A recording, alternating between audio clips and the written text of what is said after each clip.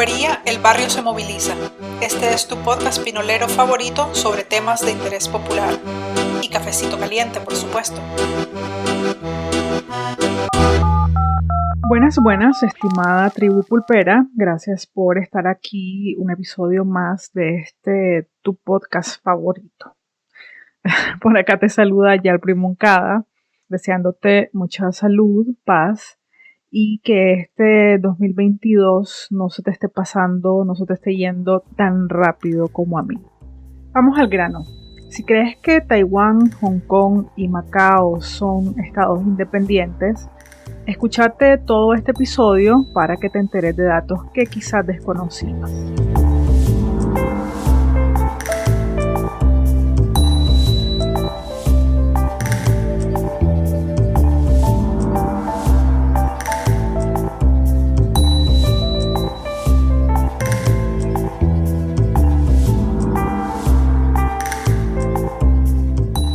Oficialmente se distingue con el nombre de República Popular China, pero también la encontrará escrita o descrita como China continental, China comunista, China roja o mayormente conocida solo como China. Este país soberano de Asia Oriental es el más poblado del mundo, con más de 1.400 millones de habitantes, distribuidos en un territorio de 9.596.990 kilómetros cuadrados. La cronología prehistórica de China se divide en la edad paleolítica, la edad neolítica y la edad de bronce. Sin registros históricos fiables, la mayor parte de lo que se ha reconstruido sobre la vida prehistórica en China proviene de la especulación, por así decirlo, sobre la actividad humana en sitios arqueológicos y reliquias desenterradas. Y otra parte se dice que proviene de lo que podría ser verdad dentro de una mitología china. Se sabe que es una de las civilizaciones más antiguas del mundo, con una historia de más de 3.000 años.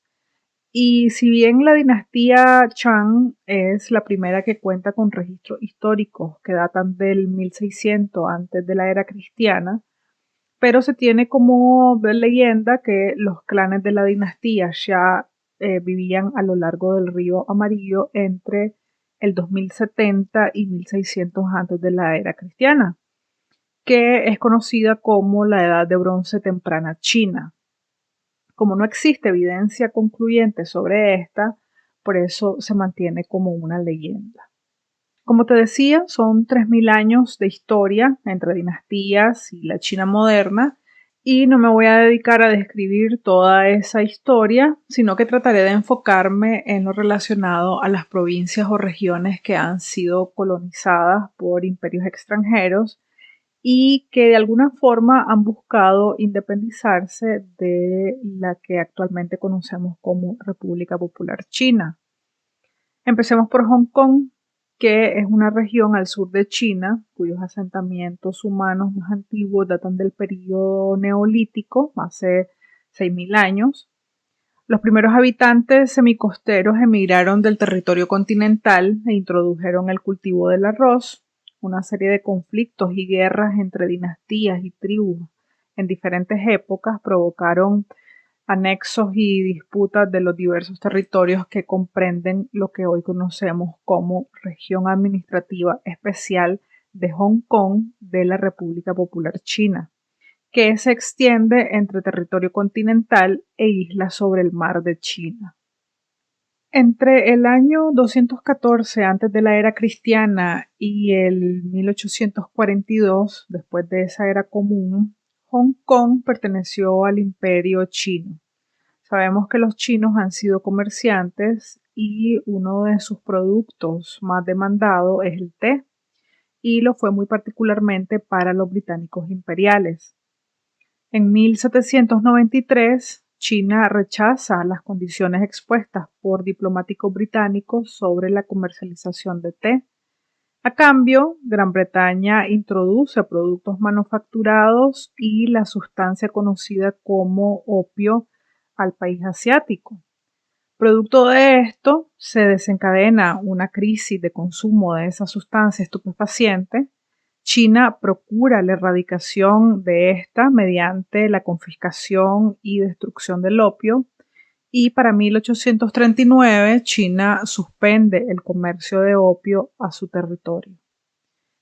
Esto último provoca una respuesta militar británica, lo que dio inicio a la llamada Primera Guerra del Opio. Esta finaliza en 1842 con la firma del Tratado de Nankín, que es cuando se le cede indefinidamente la isla de Hong Kong a Gran Bretaña. Se suscita una segunda guerra del opio que finaliza con la Convención de Pekín de 1860, en la que se acordaron 3 tratados distintos entre las dinastías Qing de China, el Reino Unido de Gran Bretaña e Irlanda, el Segundo Imperio francés y el Imperio ruso. En China es considerado uno de los acuerdos más desiguales. Este conllevó a la cesión de más territorio al Imperio británico.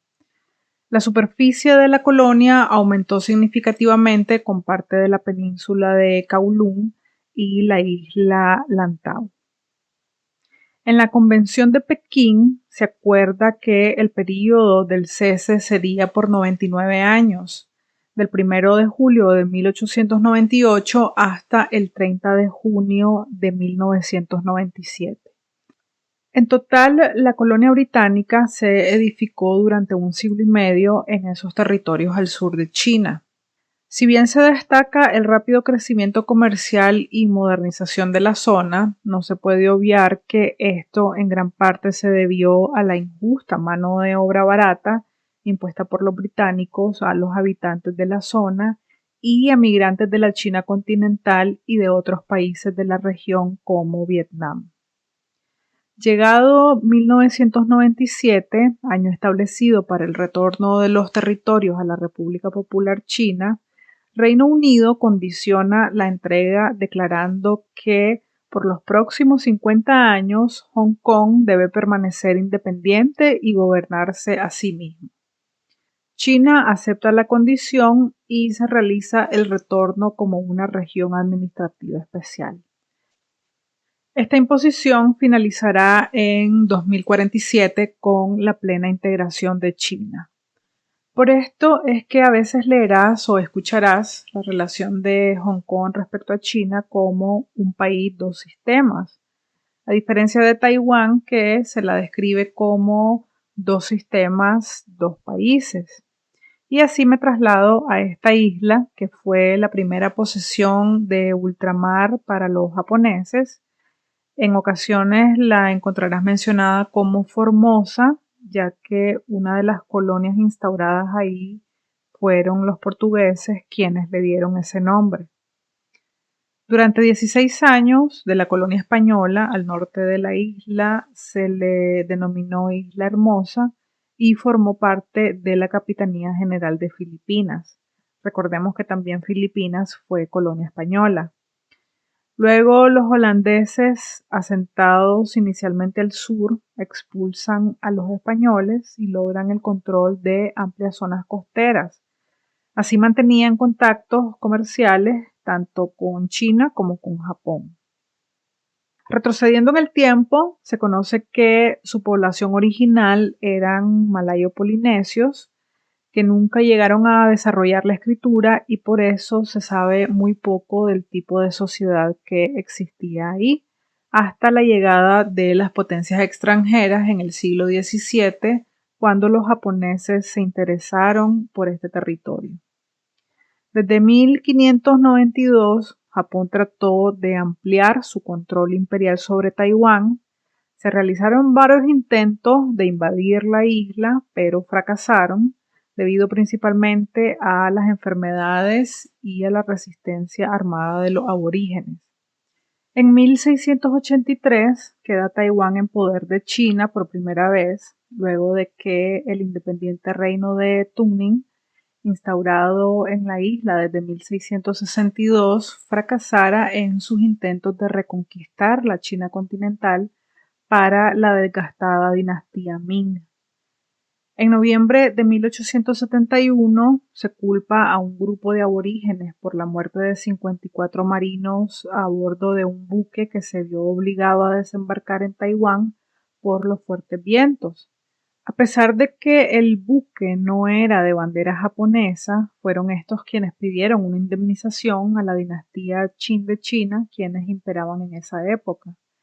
Los chinos se negaron a tal indemnización, alegando que el reino de Ryukyu, creo que así se pronuncia, a quien pertenecía la embarcación, era un estado independiente para ese entonces, porque después pasaría a ser parte de Japón. También explicaron los taiwaneses que habían dos tipos de aborígenes en la isla, los regidos directamente por China y los bárbaros que estaban fuera del alcance de la cultura china y no tenían influencia sobre estos, ni eran gobernados directamente. Japón no escuchó razones y lanzó una expedición de 3.000 soldados en abril de 1874. Con la respuesta de China de reforzar la isla, Japón se dio cuenta que aún no estaba listo para una guerra contra China y retiró a sus fuerzas a finales del mismo año. Entre agosto de 1894 y abril de 1895 se desata la primera guerra sino-japonesa entre la dinastía Qin de China y el naciente Imperio del Japón. Se disputaban principalmente el control de Corea. China se ve obligada a cederle a Japón indefinidamente la isla de Formosa o Taiwán, junto al resto de islas que conforman esos territorios, bajo el Tratado de Shimonoseki. Se dice que Japón logró un enorme desarrollo de la isla en diversos ámbitos, pero a costa de imponer un estricto monopolio de todos los productos y reprimir militarmente cualquier tipo de resistencia.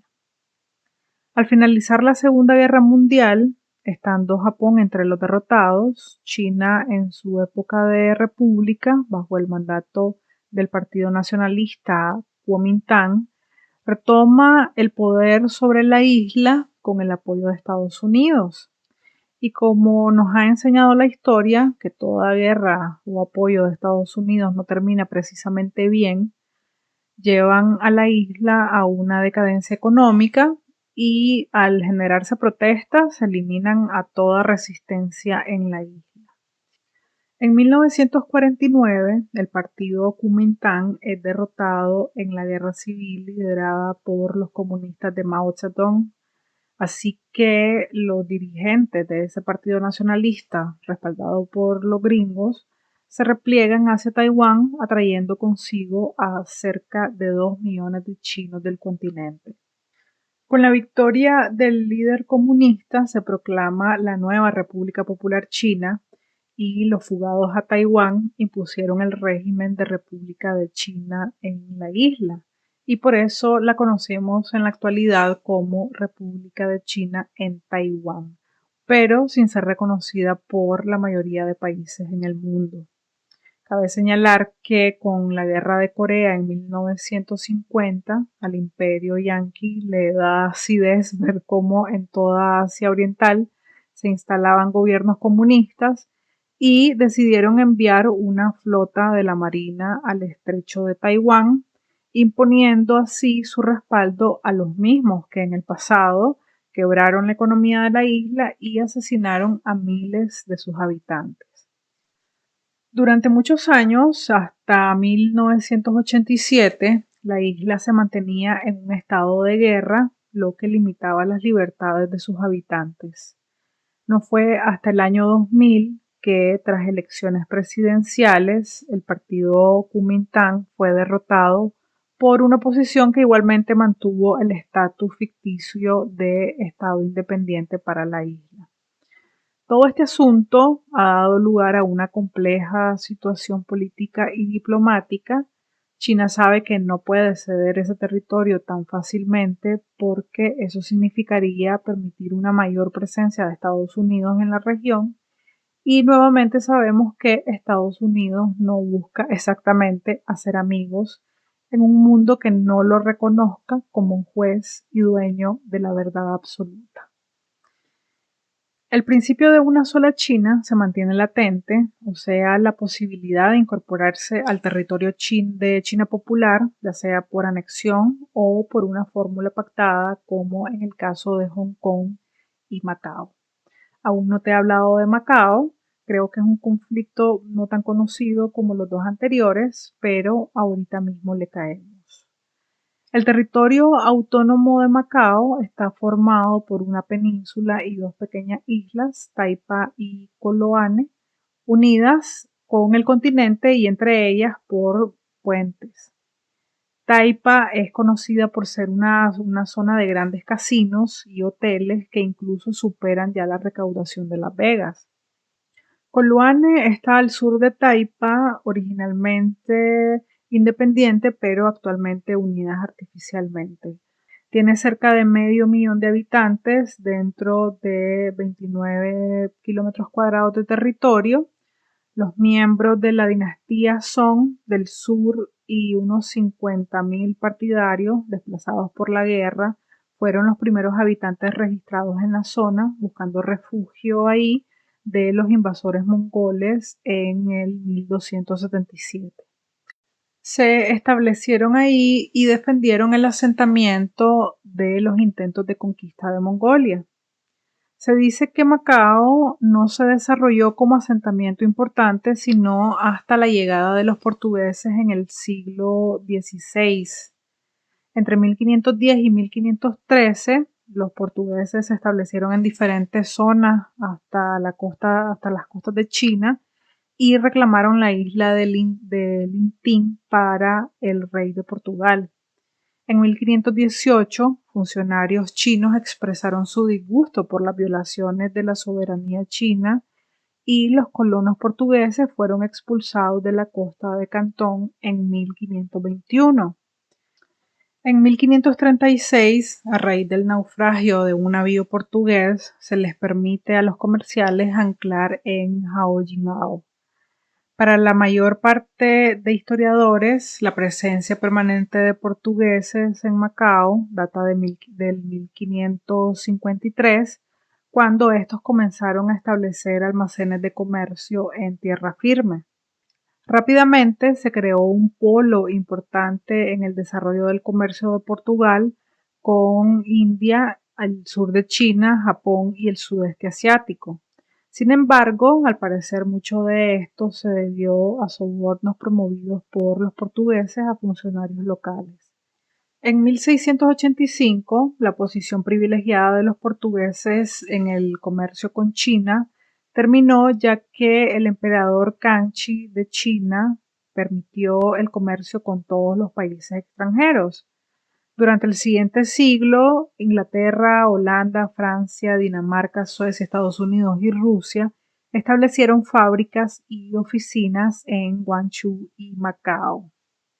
Entre 1848 y 1870, Macao se convirtió en un infame puerto de tránsito de comercio de esclavos del sur de China, la mayoría secuestrados y enviados en embarcaciones a puertos del Caribe y Sudamérica.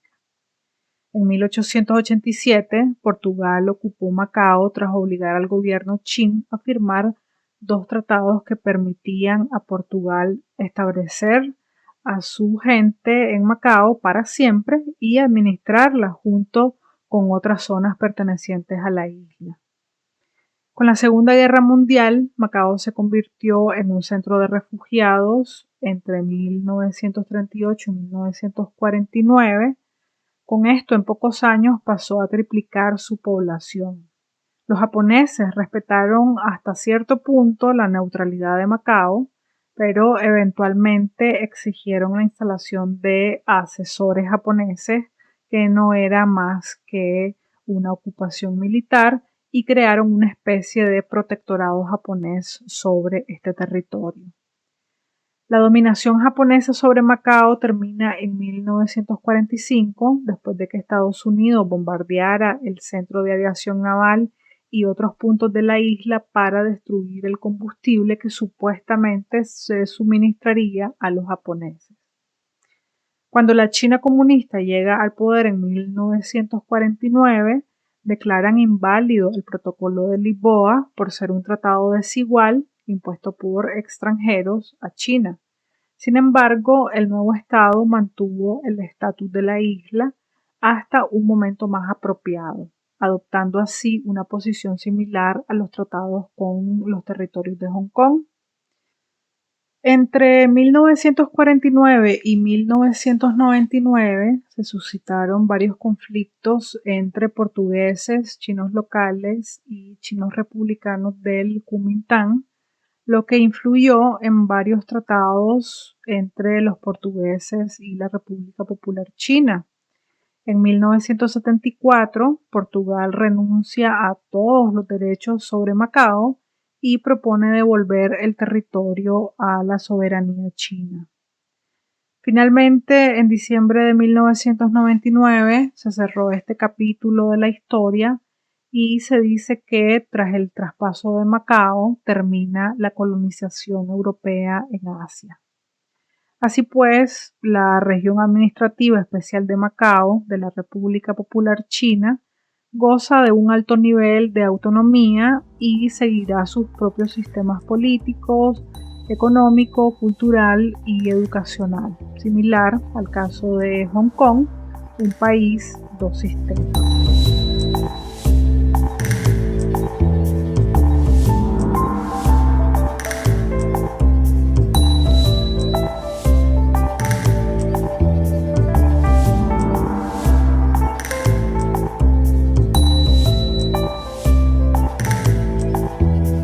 Para que no te cuenten cuentos, pues por lo general la historia de la humanidad está llena de recovecos y tonalidades, por lo que no podemos pararnos a decir blanco o negro, malo o bueno, y que el estudio y la reflexión sobre los bemoles o las complejidades de la historia nos recuerden dónde estamos parados, quienes procuran la paz basados en la experiencia y quienes quieren o necesitan constantemente experimentos de la guerra e inestabilidad mundial.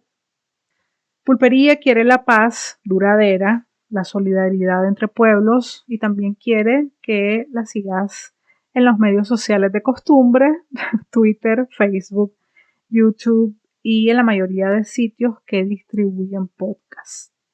Nos escuchamos por ahí. Hasta la próxima. Chao.